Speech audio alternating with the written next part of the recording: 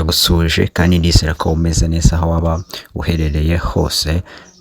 Uyu yitwa Kirabo, abantu bakoresha Instagram muramuzi cyane, harimo abanyarwandakazi beza baba ku mbuga nkoranyambaga. Uyu rero akabazwi cyane mu gukora ama challenges, indirimbo nshyashya zasohotse, yes, n'ibindi bigiye bitandukanye n'amafoto meza agenda asangiza abamukurikira kuri Instagram ndetse n'ahandi hose n'izindi mbuga agenda akoresha. Inkuru rero kuri uno mukobwa nuko yakoze video idasanzwe ari kumwe na Harmonize, ni lyrics video indirimbo ya Harmonize yitwa Side Nigga.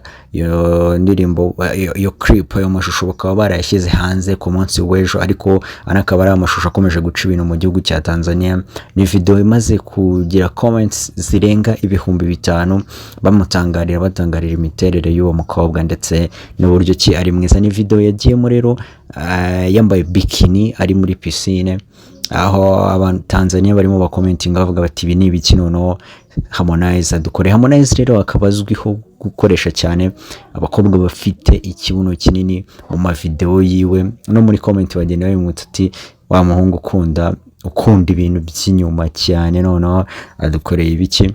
Ni video rero ikomeje kugenda ibica ku mbuga nkoranyambaga zo muri Tanzania. Uyu mukobwa w'umunyarwandakazi rero, yes, akaba bisa nkaho yabatangiye nanone akazi ko kujya mu mavideo, kuko ashobora kuba agiye muri no video ariko n'abandi bahanzi bakamubona bakabona ko yabagira mu zindi video, kuko n'umukobwa mwiza uteye neza ushobora gutuma video igaragara neza cyane. Ndagushimiye rero, kora subscribe kugira ngo ujye ukomeza ubane nanjye umunsi ku wundi.